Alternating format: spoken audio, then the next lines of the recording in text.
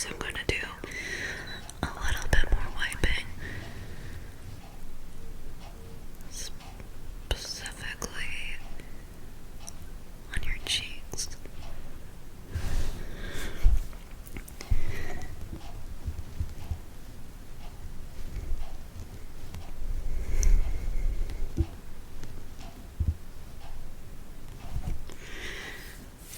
Alright, then I also need to get your forehead again. And keep seeing spots that I've been missing. And your chin just for good measure again.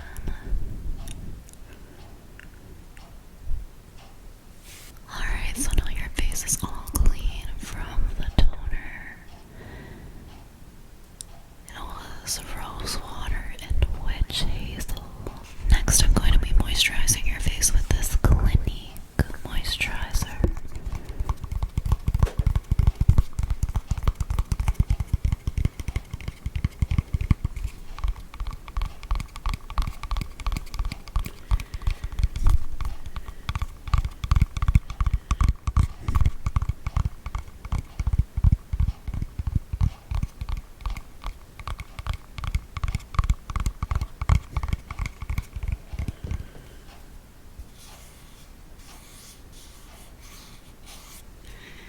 It's got a very satisfying looking, smooth, frosty packaging.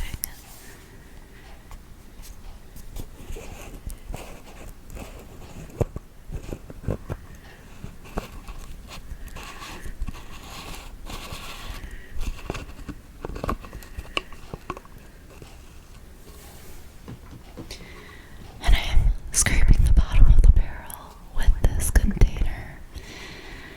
There's still the tiniest bit left, and I want to use all of it. Alright, so this is what the gel moisturizer looks like. It looks like a lotion, but it dries as well as a gel does.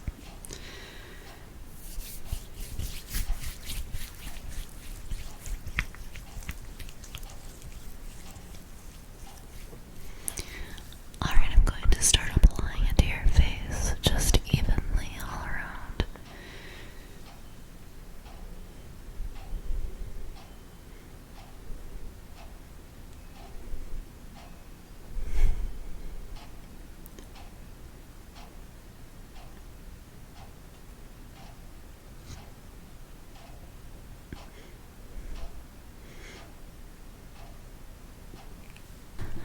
I'm going to rub in your forehead a little bit more.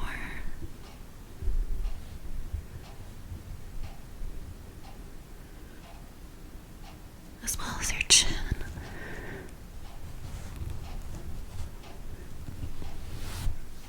Next, I'll be applying the vitamin A, D, E moisturizer to your neck.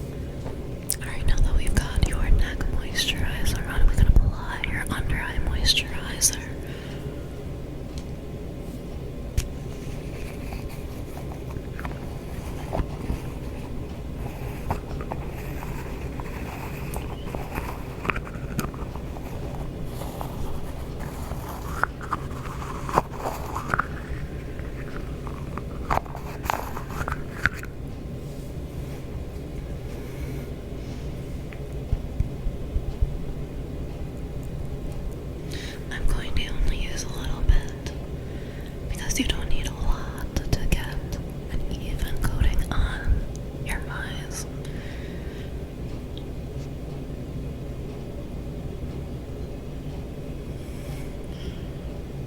I'm gonna do another coat on this eye.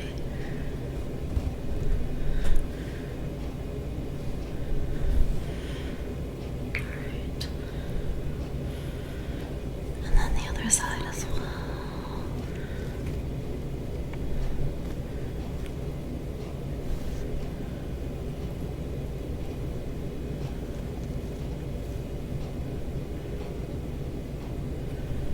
And then I'm going to rub it in a little bit right away as well.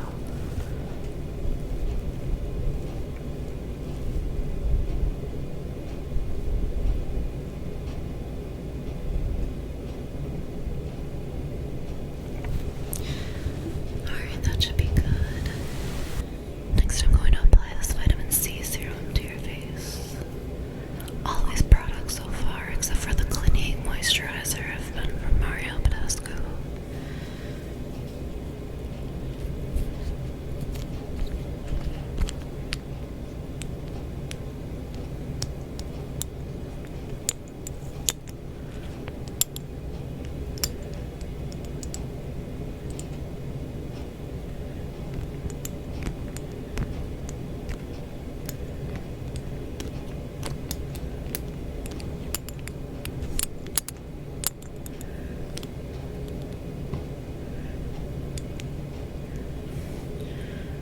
Alright.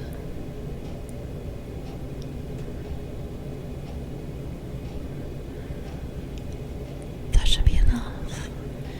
You don't need a lot of this one either for it to be effective. Alright, I'm just going to rub that in as well.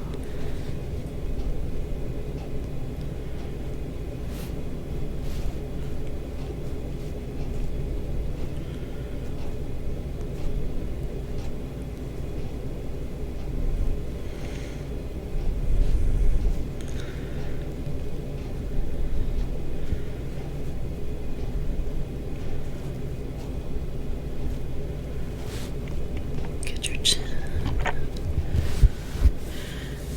and your nose.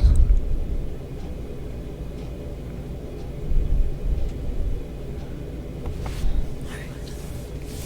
Perfect.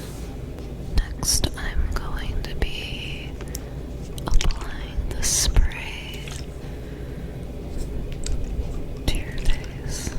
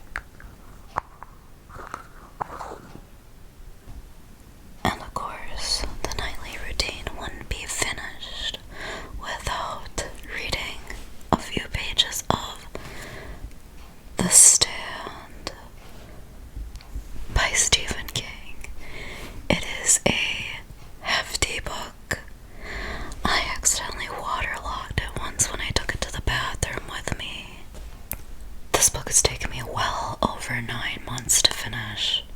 And I'm a little bit more than halfway through right now. So I'm hoping to kill 2 birds with 1 stone and give you guys tingles while I entertain myself with this book and see how it ends. It is about a global pandemic, a super flu though, a strain like no other. Society has collapsed in this book, and there are stragglers of survivors trying to pick up the pieces. Not even the pieces of society, just the pieces of their lives so they can survive. There is not a lot of people with specialized jobs that were important to society within this book. I'm finding there's like 1 doctor so far. So I'm going to be doing a indiscernible reading of this. The words won't matter because I am already in the middle of the book. All that matters is your relaxation at this point.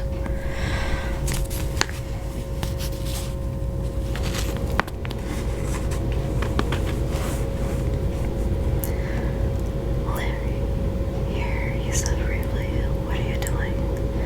I got cold, he said. He was sitting cross-legged on the shoulder of the road as if in meditation.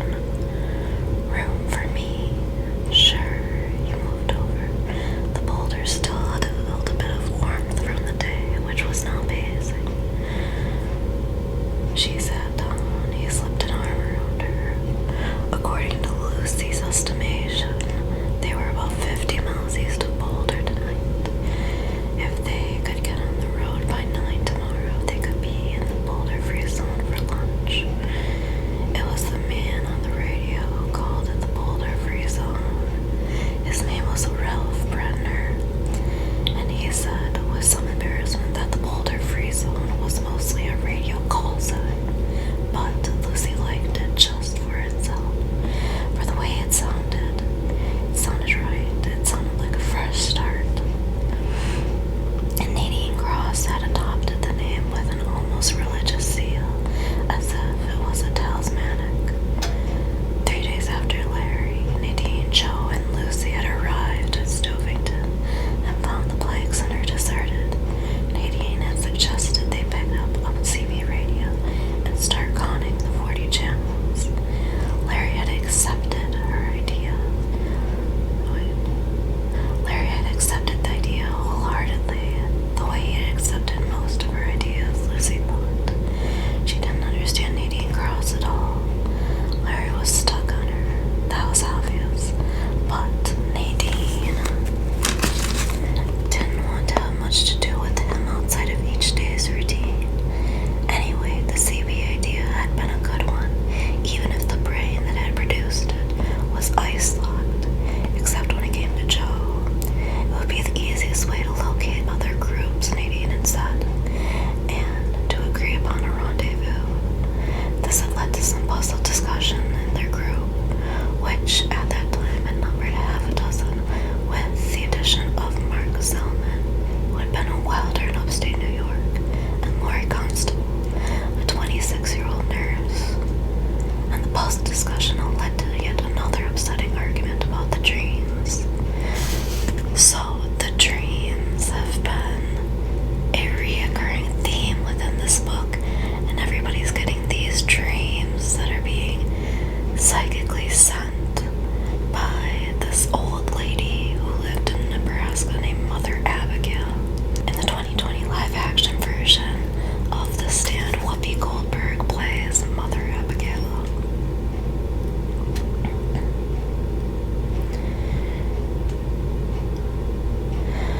Lori had begun by protesting that they knew exactly where they were going. They were following the resourceful Harold Water and his party to Nebraska.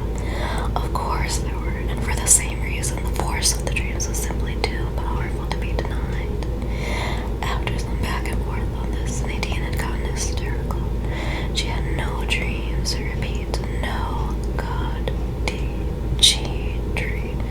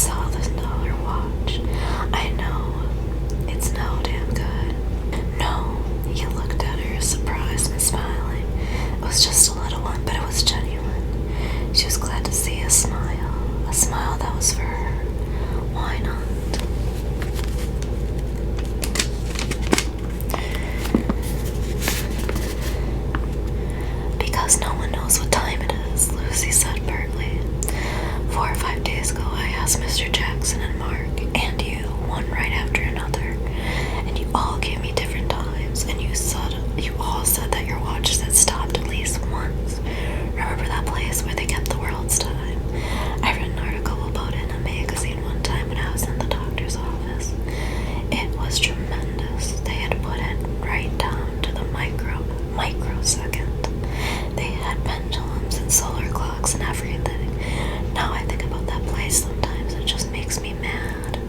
All the clocks there must be stopped, and I have a $1,000 pulsar watch that I hawked from a jewelry store, and I can't keep time down to the solar second like it's supposed to because of the flu, the GD flu. She fell silent, and they sat together a while without talking. Then Larry pointed at the sky. See there? What? Where? 3 o'clock high. 2 now. She didn't see what he had pointed at until he pressed his warm hands to the side of her face and tilted it toward the right quadrant of the sky. She did see, and her breath caught in her throat. A bright light, star bright but hard and unwinking, it fled rapidly across the sky on an east-west course. Oh my God, she cried. It's a plane, Larry, isn't it? A plane. No, an Earth satellite. It will be going around and around up there for the next 700 years, probably. They sat and watched it until it was out of sight behind the dark bulk of the Rockies. Larry, she said softly, why didn't Nadine admit it? About the dreams. There was a barely perceptible stiffening in him, making her wish she hadn't brought it up. But now she had. She was determined to pursue it, unless he cut her off entirely. She says she doesn't have any dreams. She does have them, though. Mark was right about that, and she talks in her sleep. She was so loud one night she woke me up. He was looking at her now. After a long time he asked, what was she saying? Lucy thought, trying to get it right. She was thrashing around in her sleeping bag, and she was saying over and over, don't, it's so cold, don't, I can't stand it if you do. It's so cold, so cold. Then she started to pull her hair. She started to pull her own hair in her sleep and moan. It gave me the creeps. People have nightmares, Lucy. That doesn't mean they're about, well, him. When they're referring to him in this, they're referring to Randall Flagg, otherwise known as the Dark Man. He's this guy with an unbearable face. I believe he is the Antichrist in this universe. Anyways, it's better not to say much about him after dark, isn't it? Better, yes. She acts as if she's coming unraveled, Larry. Do you know what I mean? Yes, he knew, in spite of her insistence, that she didn't dream. There had been brown circles under her eyes by the time they reached Hemingford home.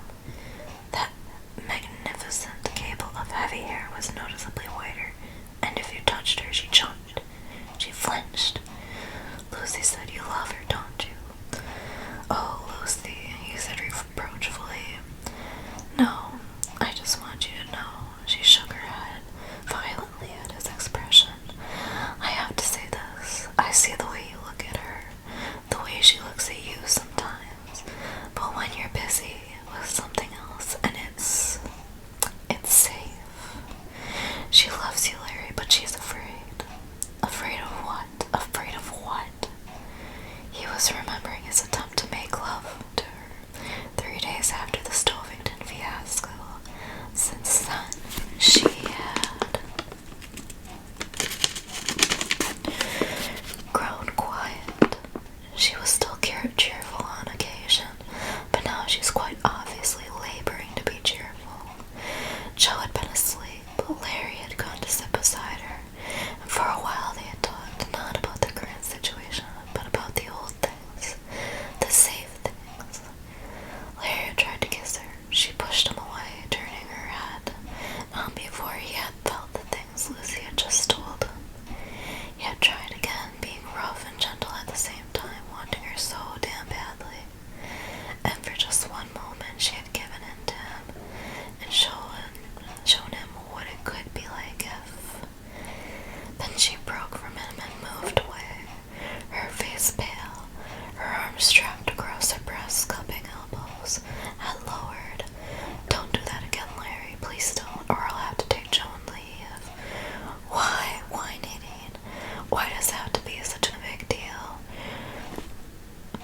Joe is a pick-me guy. No, Joe, not Joe. Larry. Larry's a pick-me guy. She hadn't answered, simply stood in at head-down posture, the prone bruised places already beginning beneath her eyes. If I could tell you, I would, she said finally and walked away without looking back. I had a girlfriend once who acted a little like her, Lucy said. My senior year in high school, her name was Jolene. Jolene Majors. Jolene wasn't in high school. She dropped out to marry her boyfriend. He was in the Navy. She was pregnant when they got married, but she lost the baby. Her man was gone a lot, and Jolene, she liked to party down. She liked that, and her man was a regular jealous bear. He told her that if he ever found out she was going and doing anything behind his back, he'd break both of her arms and spoil her face. Can you imagine what life must have been like? Your husband comes home and says, well, I'm shipping out now, love, give me a kiss, and we'll have a little roll in the hay.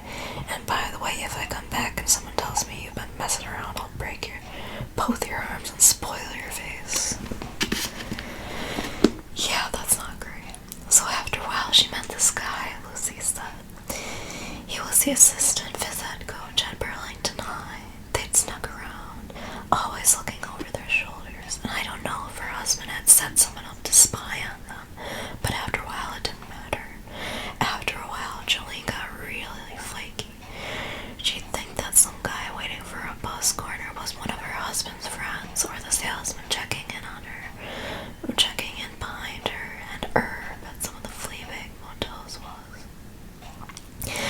She'd think even if the motel was somewhere way down in New York State, or even the cop who gave them directions to a picnic spot when they were together.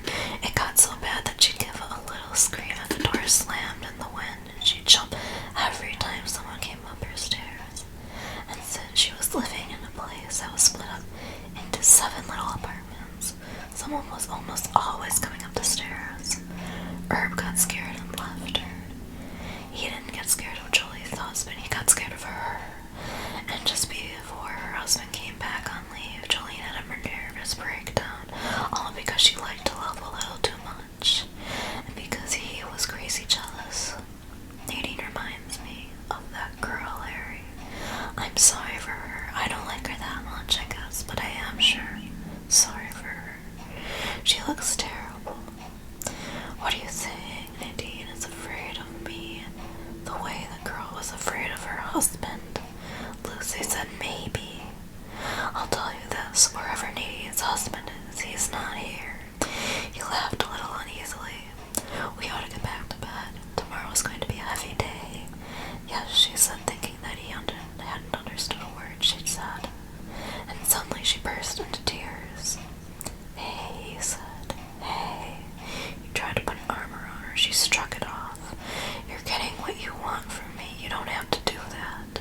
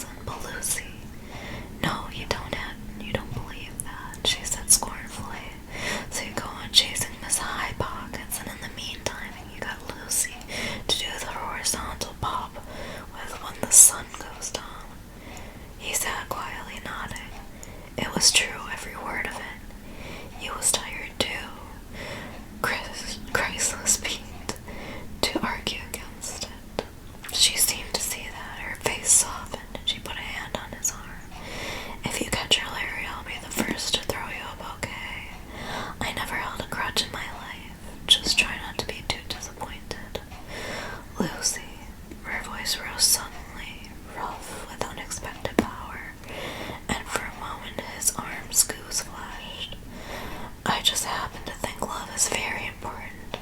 Only love will get us through this. Good connections.